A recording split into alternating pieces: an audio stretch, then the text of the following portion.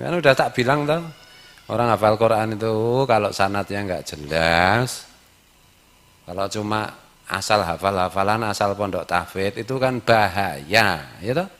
Kemarin itu ada ustadz itu. Itu kan ternyata itu kelompok Salafi Wahabi itu. Ya toh? Yang di Bandung itu loh. Yang santrinya pada hamil semua itu loh, beranak pinak itu loh. Kamu ngasih saya 1 juta, tunggu 40 hari, 70 hari, dapat 10 juta. 10 juta dari mana? Itu janji Allah jelas. Siapa sodakoh diganti Allah 10 kali lipat. Nah, iya, tapi tidak seperti itu mekanismenya Allah itu. Jelas penipu kayak begitu itu. Hakul yakin, ainul yakin itu penipu. Gitu loh. Oh, tapi hafal Quran nih. Memang Kiblis nggak hafal Quran. Ustadz dan ustadz saling ustadz tuntutan dengan panitia pengajian karena honorariumnya itu bayarannya nggak jelas. Itu kan ya memalukan toh ya. Wes gak diwaca kita pendol. Oke, sap. 86. Bab tentang haramnya menyebut-nyebut pemberian dan yang sejenisnya. Kalau Allah Ta'ala surat berfirman, surat Al-Baqarah ayat berapa? 214 ya. Ya ayyuhalladzina amanu la tubtilu shadaqatikum bil manni wal adza. Wahai orang-orang yang beriman, la tubtilu, jangan engkau batalkan shadaqatikum, sedekah-sedekah kalian. Jangan engkau batalkan pahala sedekah-sedekah kalian bil manni wal adza. Dengan manni, dengan menyebut-nyebut karena kecewa dengan yang diberi, dan dengan menyakiti yang diberi. Orang-orang yang beriman, janganlah kalian membatalkan pahala sedekah kalian dengan menyebut-nyebutkan sedekah itu ketika kalian kecewa dengan yang kalian beri, dan dengan menyakiti, jangan disakiti, jangan menyakiti orang yang diberi. Pada hakikatnya kan sebenarnya sedekah itu kan yang berterima kasih kan yang memberi toh. Sebenarnya itu. Hakikatnya itu yang berterima kasih yang memberi sebenarnya. Zahirnya syariatnya ndak diprotes drun-drun. Syariatnya itu yang berterima kasih yang diberi kan itu. Hakikatnya yang berterima kasih yang memberi, karena yang memberi itu 1 dapat pahala, 2 dapat ganti dari Allah. Dapat ganti dari Allah itu bukan seperti ustadz yang lagi viral itu. Kalau itu bukan ngajari sedekah, kalau itu premanisme atas nama sedekah itu. Itu penjambretan atas nama sedekah itu namanya. Kamu ngasih saya 1 juta, tunggu 40 hari, 70 hari, dapat 10 juta. 10 juta dari mana? Itu janji Allah jelas. Siapa sedekah diganti Allah 10 kali lipat. Nah, iya, tapi tidak seperti itu mekanismenya Allah itu. Itulah. Banyak yang bangkrut itu. Enggak usah sebut namanya, yang buruk tadi. Buruk, dan itu ya orang hafal Quran loh, Mo. Makanya berkali-kali saya bilang gitu loh, kalau kita ngajari sedekah, wahai ustadz, wahai kiai, wahai habib, kalau kita ngajari orang bersedekah itu jangan kamu arahkan menuju dirimu. Misalnya saya bersedekahlah, wahai Arifin, bersedekahlah engkau karena Allah dan Rasulnya. Pada siapa Pak Kiai? Ya kepadaku, masa kepada yang lain. Itu namanya ceng-ceng-po itu. Bukan ceng-ceng-po loh, lici gitu. Al-lici. Itu kayak gitu, dan mekanismenya itu tidak seperti itu. 1 juta 40 hari, 70 hari keajaiban sedekah, enggak begitu lah, kok ngatur Allah, ya terserah Allah dong. Gantinya itu kan bisa berupa kesehatan, kebahagiaan, ketenangan. Kan itu. Pahala yang besar kan itu. Ya kadang-kadang masih banyak yang seperti itu. Tamu-tamu kesini aja masih Kadang-kadang kayak begitu. Karena masalah aku kira aja licik kok diliciki lho. Aku wis tau dadi raja licik no. Ya segini kelas-kelas penipu kayak gitu itu cukup diserahke Pak Wan atau Pak Sigit wis rampung. Letnan licik. Itulah. Lah perkara saya ngajari sedekah, ada orang sedekah kepada saya tapi saya tidak minta dan tidak berharap. Gitu loh. Tapi kalau ya sini jamu copot, kan ada videonya itu. Itu kalungnya masih ya itu namanya penjambretan dan perampokan syariah. Oh, ternyata rampok dan copet syariah juga ada kan itu. Atas nama sedekah itu. Ya begitu dong, itu penipu jelas. Dan itu kan sejak dulu, saya sejak awal tahun 2000 udah bilang awal-awal orang itu mulai pada dielu-elukan disebut setengah wali, itu saya udah bilang itu penipu. Saya nggak sebut namanya supaya nggak kena delik pasal KUHP kan itu tuh. Nah, pinter ya. Thumbnailnya juga nggak usah dikasih foto orangnya Din, gitu. Engko kena to. Thumbnailnya gambar munyuk mah. Munyuk nganggo serban. Karo nyekel Quran. Kan udah tak bilang toh. Orang hafal Quran itu kalau sanadnya enggak jelas. Kalau cuma asal hafal-hafalan, asal pondok tahfidz itu kan bahaya, ya toh? Kemarin itu ada ustadz itu. Itu kan ternyata itu kelompok Salafi Wahabi itu. Ya toh? Yang di Bandung itu loh. Yang santrinya pada hamil semua itu loh, beranak pinak itu loh. Itu namanya itu apa jenenge peranaan santri gitu. Apa kene pembibitan. Apa sok ngantek manak berapa gitu loh. Itu kan edan-edanan itu pesantren tahfidz itu. Ya. Nah, ya peternakan itu tuh. Ya untung ketahuan, kalau nggak ketahuan ya itu tuh di framing itu karo kadrun-kadrun itu. Itu Syiah, ternyata kan nggak Syiah itu. Ternyata itu kan Salafi itu alirannya itu. Dari namanya aja udah kelihatan anggo sedikit-sedikit boarding school itu ada kemungkinan itu, meskipun tidak semuanya gitu loh. NU biasanya pondok pesantren, kan itu dah biasanya gitu. Nah, Muhammadiyah biasanya pondok pelajar, pondok mahasiswa kan itu. Iya, NU pondok pelajar mahasiswa ya. Udah tak bilang tuh kalau sanadnya nggak jelas itu biasanya bahaya itu masalahnya. Dan sudah tak bilang tuh memang orang hafal Quran itu bisa memberi syafaat kepada orang sebanyak mata memandang, sejauh mata memandang kata Rasulullah, saking banyak yang bisa ditolong kan. Tapi kata Rasulullah juga orang yang pertama kali masuk neraka naudzubillah min dzalik adalah orang yang hafal Quran. Orang yang hafal Quran, bukan orang ya, yang hafal Quran. Man itu kan bisa orang, bisa bukan, karena iblis juga hafal Quran masalahnya itu. Ya itu aneh-aneh we. Pondok tahfidz iki. Peranak apa jenenge peternakan santri di Bandung kemarin tuh ya. Ya ana sing netizen pengen saya ngomentari ya jelas wong enggak kayak gitu kok. Yang satu lagi itu jambret syariah itu. Atas nama tahfidz juga. Makanya perlu ngalim, perlu sanadnya Quran itu harus jelas. Terus ngalim kitab atau setidaknya pondok tahfidz itu kalau sanad itu kalau sempurnanya itu ada tahfidz, ada ngaji kitab seperti di sini. Itu loh, wah sombong pamer. Loh, ini memang di sini memang ada tahfidz, ada ngaji kitab, ada ngaji poyok-poyokan gitu.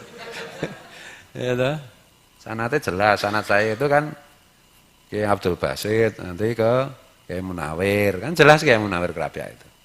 Sanad yang lain sekarang kita ngambil Quran dari Abah Guru itu ke Abah Guru, ya toh. Samo misalnya ke Pak Jamah, itu sanadnya ke Kiai Umar almarhum Solo, ya toh. Ke Mbah Dalhar juga. Nah, ketemu Gus Najib ke Gus Najib juga. Ke Abu Yatim Yati juga saya itu, ya toh. Berarti Samo kan juga iya kan itu sanad kayak banget sini itu. Komplit itu sanad Qur'annya. Lihat banyak jalur kan itu. Mingwaton ngafal ke Quran sanate demit ya. Ya iso ngapal Quran karo demit ki iso pen. Jangan dikira tidak bisa. Ya bisa. Gitu loh. Tuh, akibatnya ya kayak begitu. Nah, sedangkan sanatnya jelas saja orang hafal Quran itu kan godaannya kan lebih kuat daripada orang yang tidak hafal Quran. Setannya itu lebih berat. Itu ta. Setannya itu lebih berat godanya itu. Jadi pada intinya itu minimal orang hafal Quran itu ya jangan anulah. Quran menyuruh kita berjalan ke utara, jangan berjalan ke selatan lah. Kan itu. Quran menyuruh kita jalan ke utara, ya miring-miring sedikit ke utara tapi sedikit ke barat itu masih wajar lah. Itu. Allah masih maha memaklumi lah. Quran menyuruh jangan menjambret kok malah Qurannya dipakai untuk jambret itu ya wis ya Allah, ya Rasulullah kan. Ada banyak peristiwa ya. Yang satu peternakan santri itu tadi beranak pinak ada ngeri itu. Yang satu tipu menipu. Itu tuh alasannya. Makanya itu kenapa saya membatasi diri untuk tidak melakukan bisnis secara langsung. Paling aku menjadi penasehat ya. Penasehat yang licik tadi. Aku naik bisnis kenapa nggak pernah jadi gitu? Ya karena aku kiai. Ngaku kiai, rano kiai kok ngaku kiai. Aku sing pertama mulai. Anu toh. Lo kiai-kiai do tawadhu pada nggak paham kan gitu toh. Sekarang dijelaskan aja. Karena Nabi itu berdagang sebelum menerima wahyu, sebelum bertugas sebagai Nabi dan Rasul. Kalau hakikatnya Nabi itu ya sejak awal Nabi dan Rasul. Hakikatnya kan itu sebelum dilahirkan. Bahkan sebelum semesta diciptakan Rasulullah itu ini Nabi dan Rasul kan gitu. Maksudnya ini, makanya saya sebut sebelum Nabi bertugas di bumi sebagai Nabi, sebelum Nabi menerima wahyu itu berdagang dan lain-lain. Tapi begitu menerima wahyu, Nabi nggak berdagang lagi. Jangan salah kan gitu. Jadi kalau orang berdagang itu ittiba Rasul sebelum Rasulullah bertugas sebagai Nabi dan Rasul di bumi kan itu. Kalau udah jadi ulama bakul ya cetol lari saya kalau cara gitu. Boleh ulama itu punya perusahaan boleh, tapi nggak bisnis secara langsung. Kan itu tuh. Mbah Mat juga punya perusahaan. Ya, tapi yang menjalankan kan santrinya. Bunyai Nur juga punya usaha-usaha kan itu. Guru Sekumpul juga punya Azhara, tapi kan bukan Guru Sekumpul yang melakukan dagang itu. Dan itu lebih pada kiai-kiai atau ulama-ulama seperti itu, wali-wali seperti itu membuat lembaga bisnis itu lebih untuk memberi pekerjaan kepada santri dan umat Rasulullah pada umumnya kan gitu.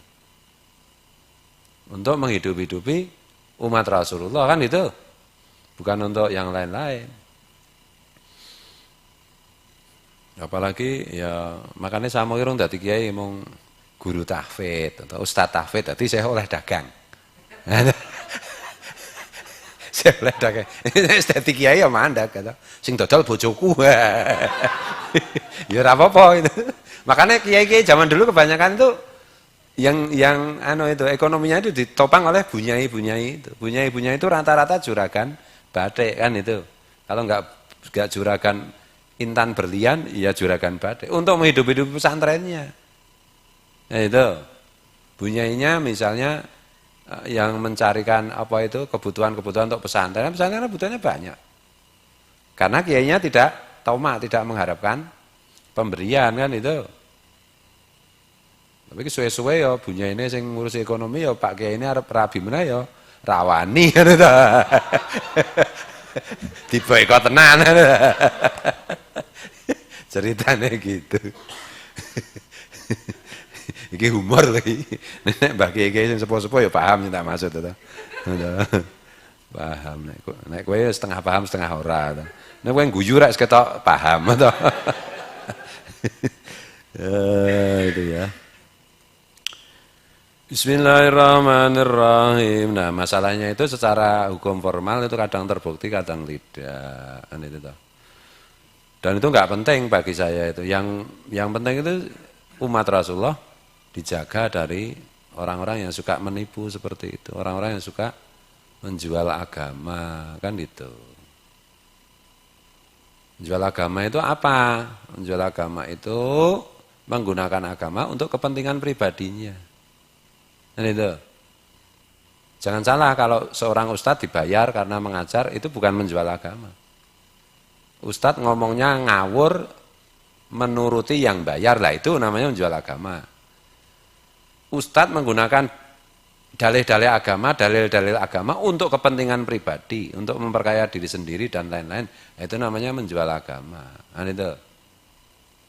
Nah, Habib Kribo itu masih lebih terhormat pelacur hanya menjual badannya, atau? Daripada ulama menjual agama. Ya ada benernya juga Habib Kribo itu. Ning ngono kuwi ya kuping marai panas. Sekarang kebenaran tuh biasanya pahit ya toh. Biasanya pahit. Bismillahirrahmanirrahim. Udah dibaca kitabnya itu gundul. Gak usah sindir sana sini. Kalau tersindir berarti kamu salah. Pak Mano nggak tersindir, nggak salah. Itu. Kalau Pak Kiai tersindir nggak? Oh sangat tersindir. Wong aku ya salah kan. Kiai opo gitu. Ambuh ira cetha itu. Bismillahirrahmanirrahim. Itu ya, jadi waspadalah. Apa-apa itu kalau pakai nama agama itu jangan mudah percaya itu.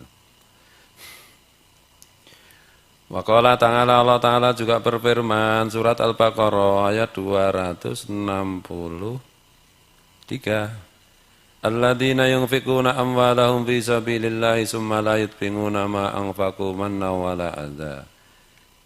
Orang-orang yang baik, yang beriman, yang ahli surga, itu mereka menginfakkan harta-harta mereka di jalan Allah untuk kepentingan kebaikan.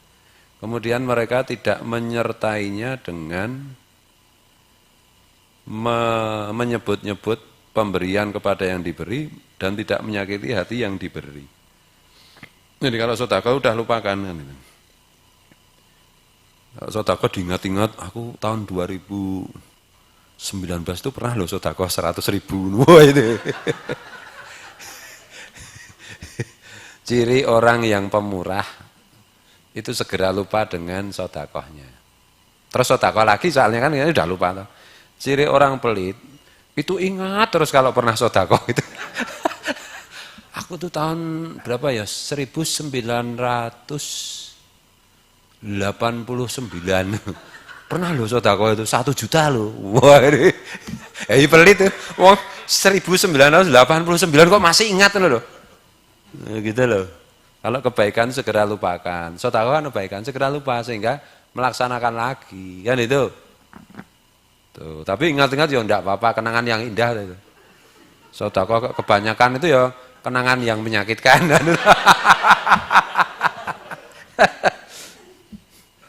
Nah, banyak netizen ini pengen ketemu guru sekumpul, pengen ketemu Rasulullah, pengen di dalam mimpi gitu loh, pengen sekti, pengen dapat ilmu laduni. Lah kuncinya itu kan sebenarnya yang pertama kan sedekah dulu tuh. Pemurah dulu gitu loh.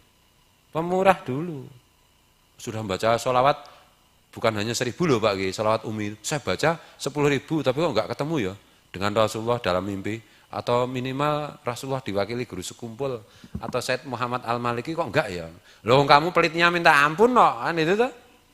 Itu temanku malah baca sholawatnya cuma 113. Malamnya mimpi ketemu ya. Lah ya temanmu pemurah masalahnya kan gitu tuh. Apa ada nabi pelit? Apa ada wali itu pelit? Enggak ada, semua nabi sakho, pemurah, semua wali pemurah. Bahkan nabi bilang itu semua wali itu diangkat menjadi wali bukan karena sholat, bukan karena baca Quran, bukan karena puasa. Tapi karena sakho. Nah, itu loh, karena pemurah. Ini untuk netizen lah. Kalau kalian kan udah pemurah lah insya Allah. Yang pemurah. Yang pemahal bisa ditawar nanti ya. Dirembuk baik-baik. Tabayun. Apa tabayun? Oh, Gus Gundul daripada gitu tabayun. Datangi itu orang yang disindir. Memang kurang pekerjaan.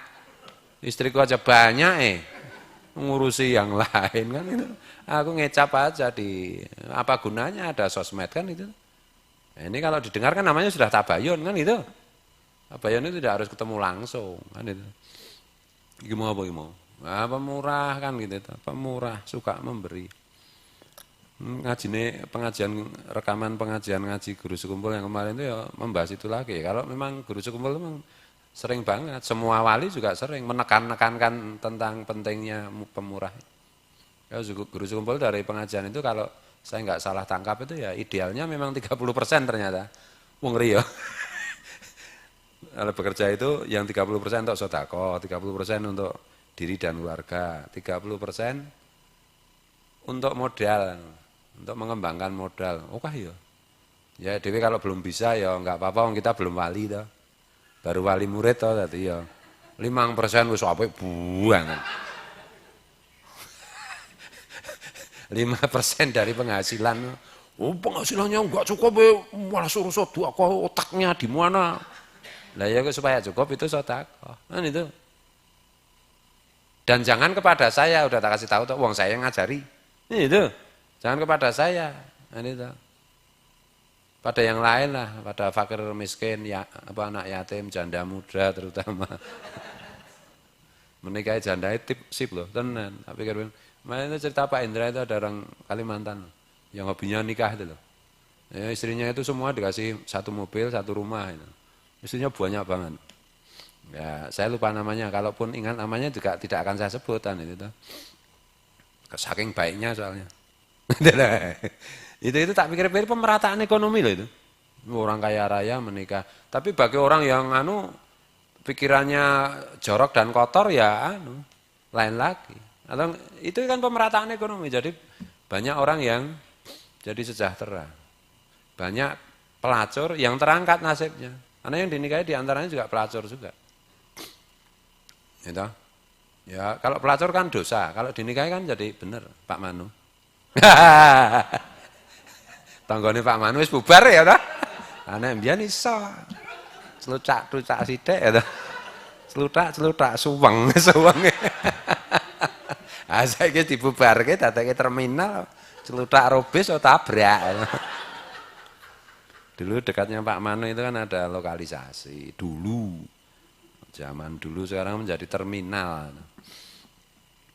Ya gitu. Iki mau ndak apa to? Ndak kayak pemurah ya. Tapi jangan salah dengan orang lain pemurah banget dengan anak istri malah nggak pernah. Iya dah, itu ya keliru juga. Itu loh, anak istri itu wajib kan itu. Kalau itu wajib, kalau yang lain kan sunat.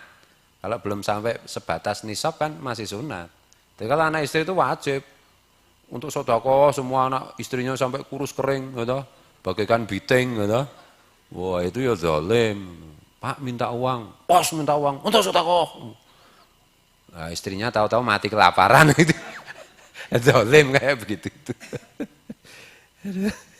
Ya kalau kita belajar itu ya setiap penghasilan kita mumpung mumpung ada topiknya tentang sedekah 5% lah, 10% kita sisihkan untuk yang membutuhkan. Dan itu toh ya penghasilannya harian misalnya tukang ojek, gojek. Hari ini dapat laba bersih 100.000 ya 5.000, 10.000 masukkan kotak infak kita sendiri. Nanti kalau udah ngumpul bisa didistribusikan ke yang berhak itu toh. Jangan nunggu kaya nggak kaya-kaya. Rumusnya kaya itu ya sedekah itu. Tapi caranya sedekah itu yang terhormat. Jangan mau kalau dirampok gitu. Dulu juga ada toh ustaz di dekat-dekat ya di kota ini lah. Ada. Itu biasanya kalau bikin masjid itu ada panitia pembuatan masjid itu.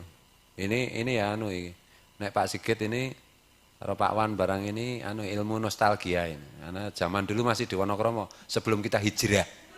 Jangan dikira yang main hijrah-hijrah ini cuma kamu gitu. Kita juga main hijrah-hijrahan. Zaman masih di Wonokromo itu. Nah, itu ada kan. Ya saya kritik orang itu di depan beliau almarhum itu sudah meninggal. Jadi kalau ada panitia pembangunan masjid ngundang dia sebagai ustadz. Kemudian ustadz itu di depan Di atas podium ngomong, saya nyumbang 100 sak semen. Arifin, kamu berapa, Vin? 10 sak. Ah, masa Arifin gendutnya segitu cuma 10 sak. Ayo naikkanlah 200 sak.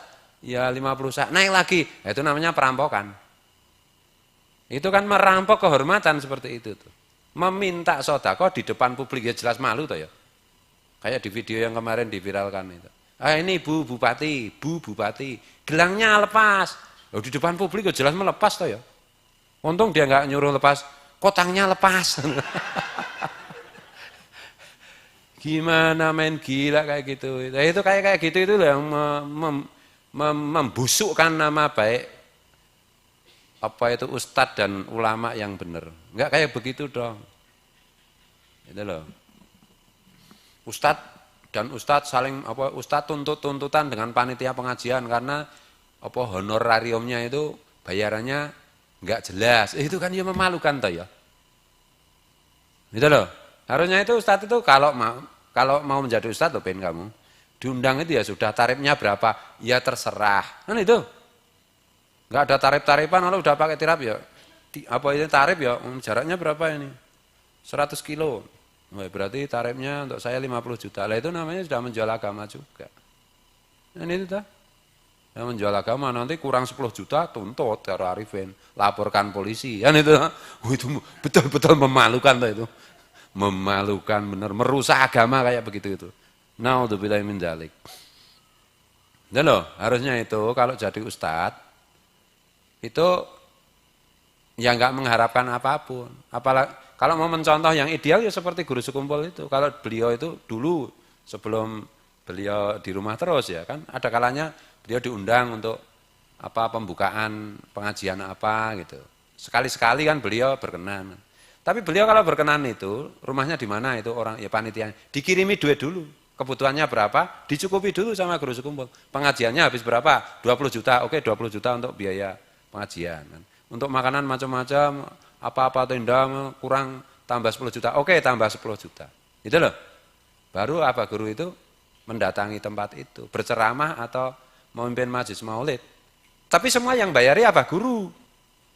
Bukan kok malah minta uang saku. Nah itu tuh, kadang-kadang kalau diundang tasmiyah pemberian nama anak itu tuh.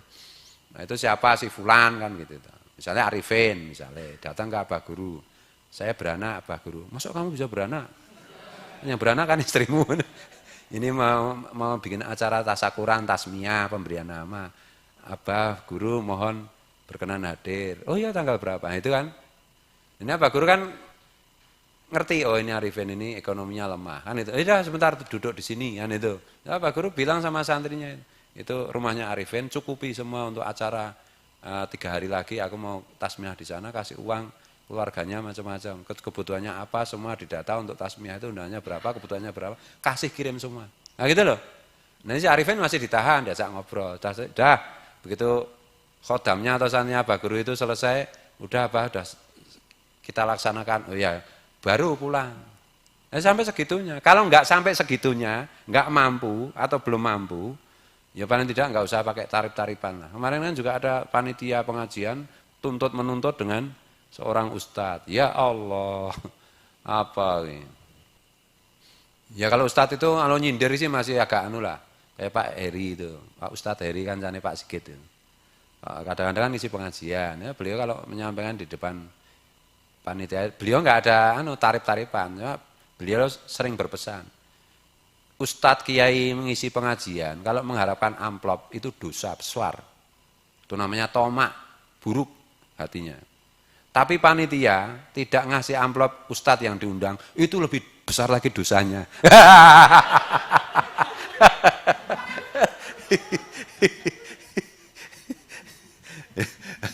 Paling ngono kuwi lah, ngono lho. Ora tarif-tarifan. Tapi tarif-tarifan ya ora apa sih? Nek kepaksaan itu. Anu kalau nggak dikasih tarif ya panitiane omeng badi ya Pak. Membisniskan ayo padha bangsate wis ngono. Ya, akhir zaman bangsat membangsat ya repot. Untung guru saya itu melarang saya ceramah, dakwah, ngisi pengajian di luar. Kan itu Kalau saya nggak dilarang kan saya terjebak persoalan kayak gitu, gitu. Padahal aku galak banget nek soal ngono. Panitiane iso tak kentesi tenan. Amplope ra beres kan. Ini humor. Ya Allah. Bismillahirrahmanirrahim. Itu ya. Nah, kalau kita bersedekah sudah menyampaikan sesuatu, mungkin orang yang kita beri itu bersikap mengecewakan ke kita, enggak usah diungkit-ungkit karena pada hakikatnya yang bersedekah itu lebih banyak hasilnya daripada yang diberi sedekah. Kan itu. Tapi kalau diberi sedekah ya diterima saja, enggak usah gimana-gimana. Enggak. Aku maunya sedekah. Rasa ngono kere ya gaya. Ya diterima saja, menerima sedekah itu juga ada pahalanya, kan itu. Jangan dikira tidak ada pahalanya loh. Menerima loh, bukan menuntut, bukan meminta loh. Kalau menerima, itu ada pahalanya. Memberi jalan orang dapat pahala, ya toh? Gitu loh. Terus iso nggo jajan, nggo tuku rokok.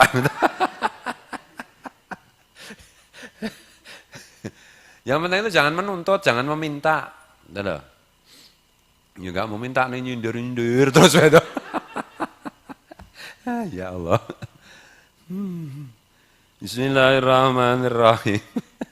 Nah, ini emang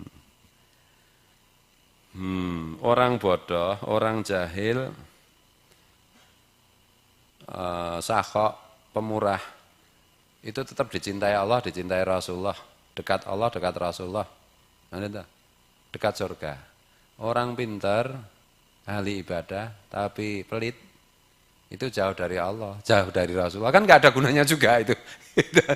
Makanya dulu ayat-ayat makiyah yang 13 tahun itu isinya cuma beriman dan dibuktikan dengan sedekah, dengan amal sosial kan itu.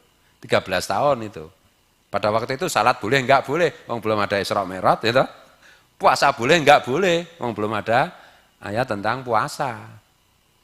Kutiba alaikumusiyam itu ayat kutib ya ayyuhalladzina amanu kutiba alaikumusiyam itu belum turun ayat itu.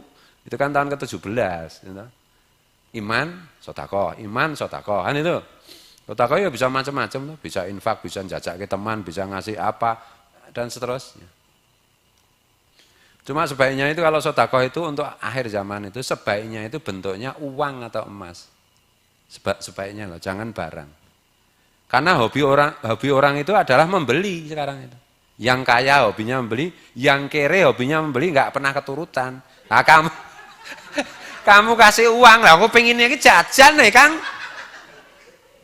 Kalau kasih uang cocok, kamu kasihnya barang ya nggak cocok. Orang miskin misalnya ya, kamu kasih sarung, maunya dia itu dikasih duit untuk beli sarung, kan itu asiknya itu belinya itu loh. Nek bisa loh, nek raiso ya anane ya toh. Anane kerikil loh bro. Idealnya itu pemberian itu uang, idealnya loh. Idealnya. Tapi seadanya juga. Kan itu. Adanya apa ya enggak apa-apa, tapi kalau ada uang enggak usah dibelikan. Misalnya saya pengen ngasih Arifin ada jatah sedekah dari saya untuk Arifin. Ini contoh loh, Ben. Engko bareng ngaji tuh, mana Pak tadi jatahnya? Ini ada jatah sedekah dari saya 1 juta untuk Arifin, kan gitu. Apakah saya belikan jam, atau saya belikan sarung, atau saya belikan makanan, atau apa? Kalau masih bentuknya uang, ya tak kasihkan Arifin uang saja. Kan gitu. Saya ada sarung, mau tak buat sedekah untuk Arifin, ya dikasihkan sarung, nggak usah sarungnya dijual dulu. Ben didol Arifin dhewe kan. Arifin kok ngerti-ngerti kok tadi bakul sarung gitu. Kalau bisa begitu, gitu loh. Apalagi kalau lebaran itu ya, wos, bludak makanan, sampai makannya penjual makanan aja roti-roti kadaluarsa dijual. Ya karena semua orang itu maunya sedekah itu. Lah hobinya itu orang kere maupun orang sugih itu maunya itu beli. Nah kalau enggak dikasih, kalau tak kasihkan uang 200.000 nanti dia enggak mau beli sarung. Kalau saya beli sarung kan nanti dia bisa sholat. Kalau 200.000 dia pakai untuk beli rokok kan nggak jadi sholat, ya belum tentu juga. Kamu kasih sarung ya bisa aja itu untuk kerukupan, ya dah. Mau dia mencuri mah kerukupan sarungmu, ya.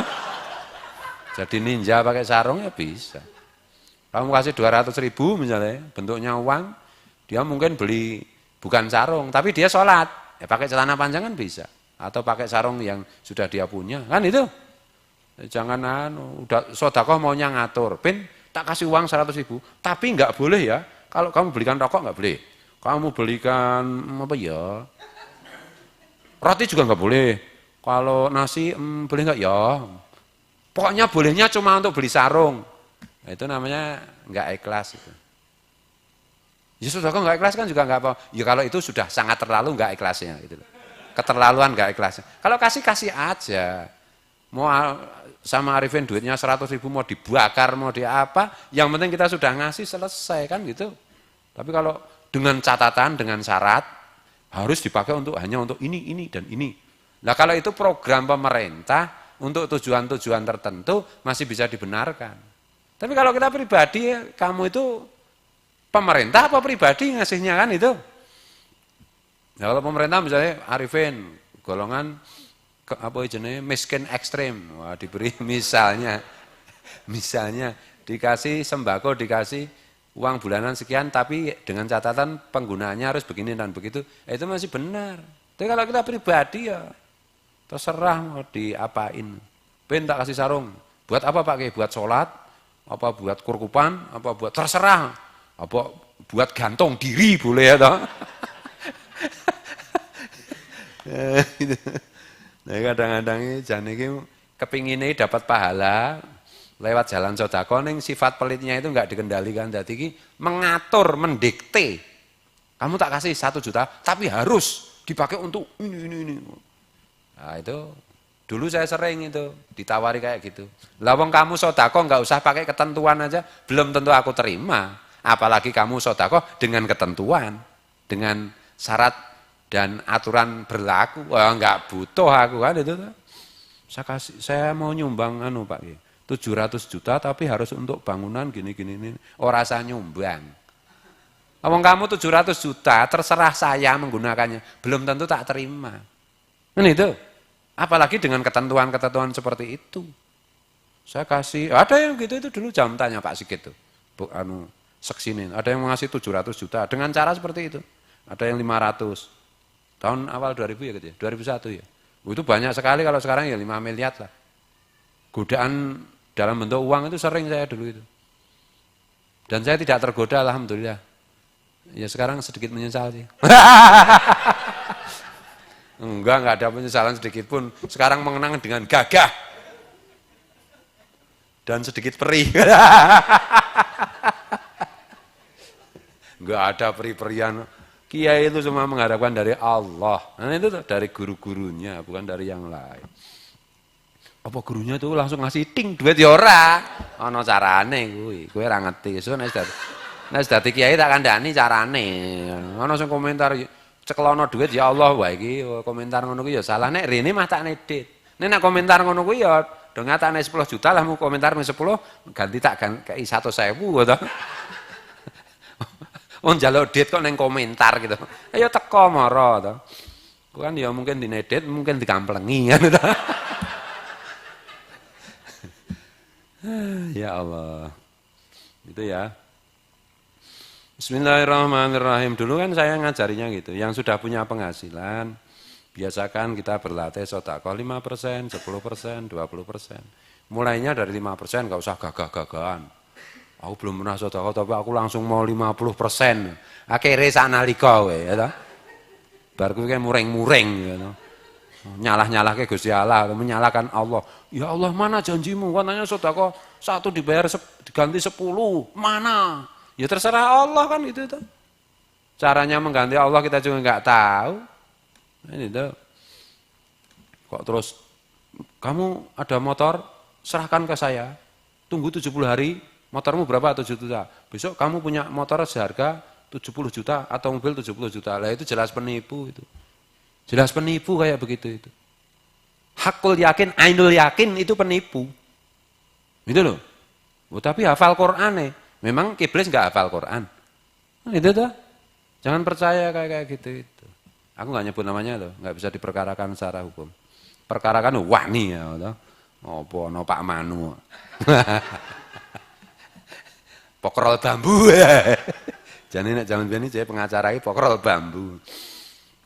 Ini ya Pak Manu ya.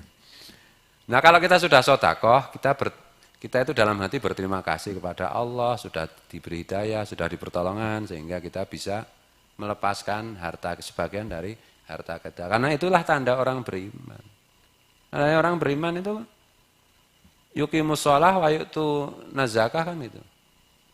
Mengerjakan sholat, menegakkan sholat dan memberikan zakat, sodakoh, infak. Zakat itu kan istilah ada istilah zakat, ada sodakoh. Sodakoh itu kalau wajib dalam urusan fikih loh, kalau wajib namanya zakat. Kalau sunat namanya kadang-kadang disebut sodakoh, kadang-kadang disebut infak, kadang-kadang disebut wakaf, kadang-kadang disebut yang lain-lain kan itu. Itu kategori apa? Penamaan secara teknis saja. Sodakoh itu kan tanda bahwa kita beriman. Zakat itu kan artinya membersihkan jiwa kita dari sifat pelit. Karena pelit itu merusak semuanya. Itu loh. Saya dulu berkali-kali bilang, bahkan orang yang tidak ngerti agama, tidak sholat, tidak apa, kalau pemurah, itu aku optimis dia husnul khotimah. Itu loh. Tapi tukang sholat, tukang ceramah, kalau pelit itu aku pesimis dia bisa husnul khotimah. Itu loh. Ya pemurah, semua nabi pemurah, semua wali, semua ulama yang benar loh. Ulama kan ada yang benar, ada yang enggak benar. Kalau yang enggak benar ya bukan cuma pelit, merampok orang kan itu tuh. Naudzubillahi min dzalik. Kan enak banget ya jadi ulama, iso ngatur, iso mendikte ya toh. Bisa menjadi pembohong itu yang paling gampang itu adalah ulama. Kamu pakai baju ulama mudah sekali. Rakyat Indonesia itu kamu bohongi. Kan itu. Teriak-teriak sana kemari pakai serban gitu, lipstikan. Ndak pengikutnya nesu gitu. Wis ra terus ke. Ya sekarang iki aku ya rasa ngoco ya. Maaf gitu. Gampang. Untuk menjadi penipu itu berbajulah kamu. Berbaju ulama itu mudah sekali untuk menipu orang. Itu loh. Nek berbaju politisi macam-macam itu ya agak mudah, tapi tidak semudah berbaju ulama. Kalau berbaju ulama itu gampang banget pengen menipu. Malah kalau kamu jadi penipu, berbajulah ulama. Berkostum ulama. Udah gampang banget orang kamu tipu gampang banget. Aku kalau mau menipu, tak tipu wabu ya itu. Mbok sapa malaikat iso tak tipu. Ya gitu loh. Tapi nek ada ulama ya penipu ya belum tentu juga ulama beneran kamu bilang penipu. Waspada, husnudzon tapi waspada kata guru sekumpul. Itu loh. Ya biasanya itu rakyat, masyarakat umum itu yang dilihat kan casingnya, penampilannya. Itu. Penampilannya bukan kontennya, bukan kedalamannya. Biasanya secara umum begitu. Apalagi yang punya bakat-bakat untuk aleman, untuk riak, untuk apa jaim, itu mudah sekali ditipu. Enggak apa adanya gitu loh. Pokoknya enggak ada ulama pakai serban, pakai tasbih gini-gini, piak gitu di depan publik terus. Sugeng rawuh, alhamdulillah. Sehat, Ustaz, alhamdulillah. Mohon Masya Allah. Silakan diminum. Bismillah. Cangkem bosok.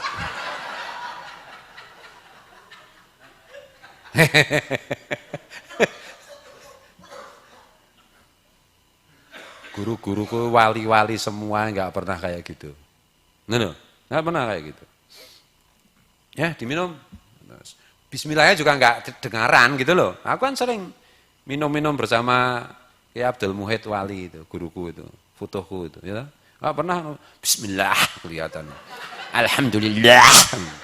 Wah, orang tahu. Itu wali itu. Yang terdengar mas seruputannya ini. Nah itu terdengar kalau itu.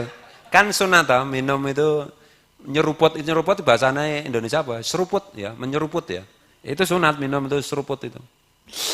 Nah itu karena itu kan nanti penjelasannya lewat apa ilmu pengetahuan itu kan air di ini apa itu ditambahi unsur udara itu ideal untuk diminum.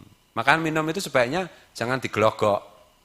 Glok itu kurang sempurna. Sempurnanya itu diseruput.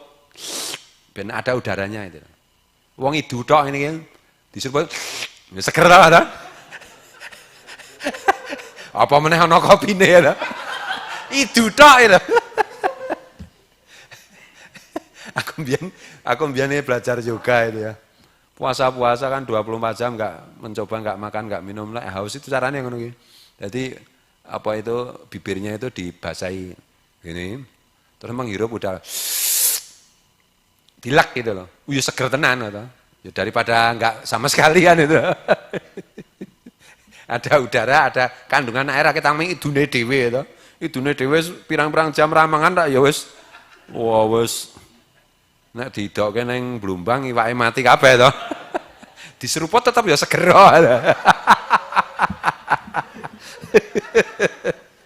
Nah, ini seruputan ya, Pak Dewa itu gitu. Jadi gitu ya anunya itu. Nek sama anak kecil itu baik gitu loh. Jadi no ustad, pakaiannya ustad, apa kiai pakaiannya, apa habib pakaiannya. Ngajari kayak gitu berarti kamu dianggap anak TK. Nah itu. Aku karo Areta, karo Alhalah paling gede. Karo Kinan ya gitu, bismillah kan gitu. Nyontoni gitu loh. Karena ini masih anak kecil. Karo Solano bismillah. Mending ngono. Cangkemmu, Pak. Mah repot ya toh.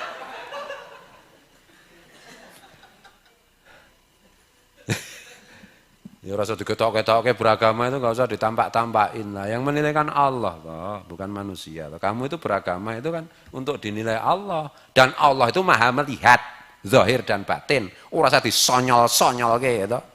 Untuk anggap gue salah terahum apa ya toh. Anjelai itu. Ono Pak Wan mesti iki. Anggere brutal-brutalan. Nek ora ana Udin ana Pak Wan. Wis cetha gitu. Ora iki humor to. Soale sing takon sing guyu paling seru sapa? Tersangkane iki sapa jenenge? Haji Suwantara. Tak kenalkan ya. Nek sing guyu sing kik ngono sapa iki? Arifin to. Ngaji isine guyu wae. Ayo wis ben ngaji serius terus ya ngopo to? Njur ampuh to. Wong ampuh iki sine guyu. Lho. Wong ampuh iki sine guyu lho. Ora ana wong ampuh. Mbok kira ngampuh kok ya ta. Semua pendekar ora ana kok pembawaane ora tertawa. Pasing-singan itu. Nah biyen ning nggon sandiwara dhewe ya Pak Manu ya. Pasing-singan iki ning nggon apa to? Drama to. Nagasasra Sabu Inten. Ya ta? Mesti ha ha ha ha. Gitu loh. Enggak usah pasing-singan yang sekti gitu. Farida Pasai tadi apa? Mak lampir gitu. Ya mak lampir ki setengah sekti gitu. Tampilan pertama mesti gitu. Lah ra iso guyu berarti kalah karo mak lampir. Sak ngisore mak lampir. Mak semampir berarti. Mak lampir we kalah. Wes gak diwaca kitab Ndul. Oke, sap. 86.